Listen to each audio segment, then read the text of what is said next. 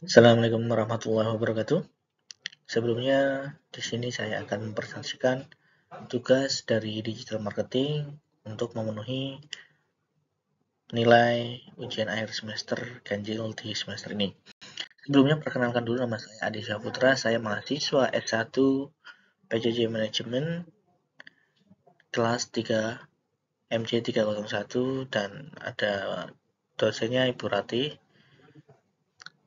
Selanjutnya kita masuk ke pembahasan dengan judul paper penerapan digital marketing dalam meningkatkan pendapatan pedagang bunga di Desa Sidomulyo, Kota Batu.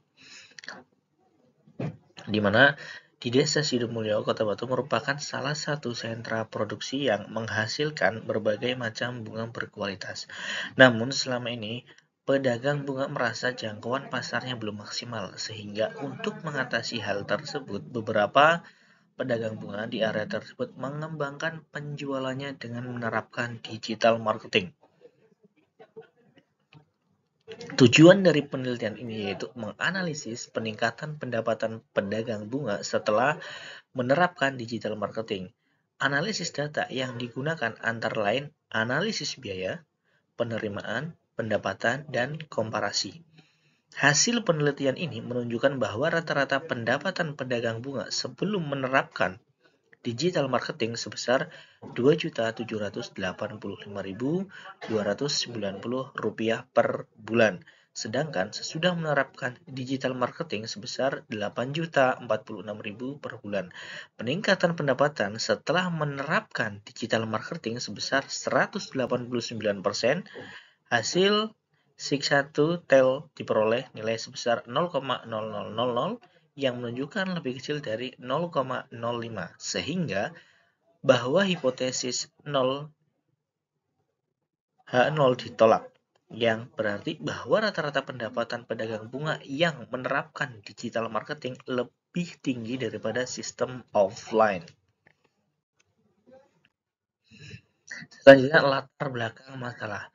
Pedagang bunga di desa ini sebelumnya merupakan sistem penjualan secara offline.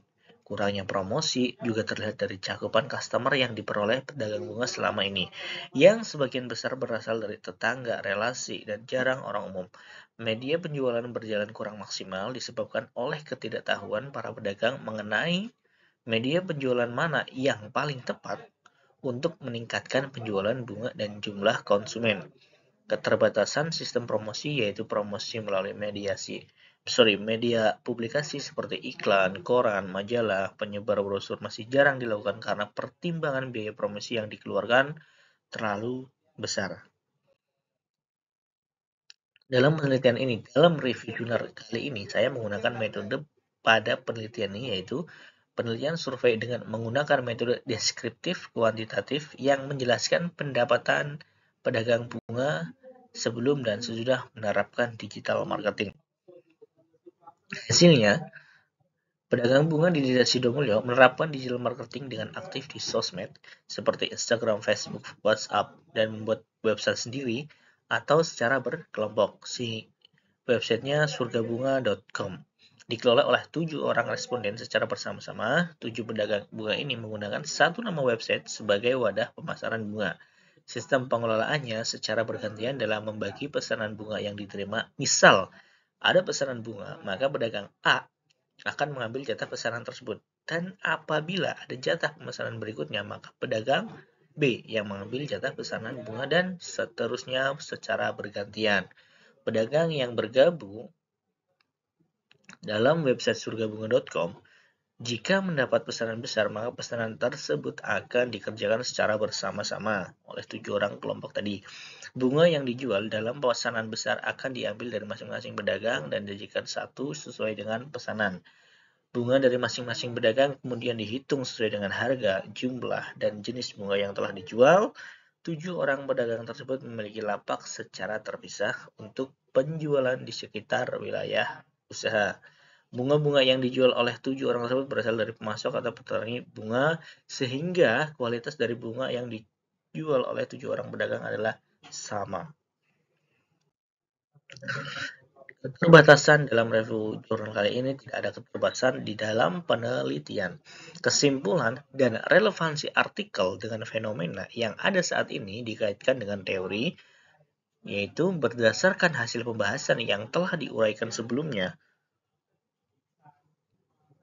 Maka dapat diambil kesimpulan yaitu pendapatan pedagang bunga menggunakan sistem digital marketing mengalami peningkatan sebesar 189%. Meskipun terjadi fenomena penurunan penjualan sebesar 37% pada penerimaan bunga Casablanca, tetapi mayoritas penjualan bunga mengalami peningkatan, jadi dapat terlihat setelah menerapkan sistem digital marketing lebih menguntungkan dibanding menerapkan sistem digital marketing yang sebelumnya.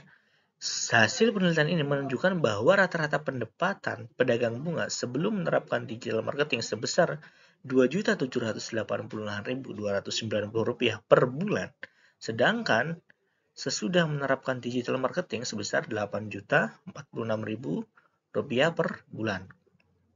Sehingga peningkatan pendapatan setelah menerapkan digital marketing sebesar 189%, dan yang berarti bahwa rata-rata pendapatan pedagang bunga yang menerapkan digital marketing lebih tinggi. Mungkin itu saja presentasi dari hasil review jurnal dari saya, Adi Syahputra. Kurang lebihnya mohon maaf, saya sadar saya masih banyak kekurangan dalam penyampaian materi, baik presentasi dan pendalaman materi secara online seperti ini saya masih kurang. Kurang lebihnya mohon maaf. Wassalamualaikum warahmatullahi wabarakatuh.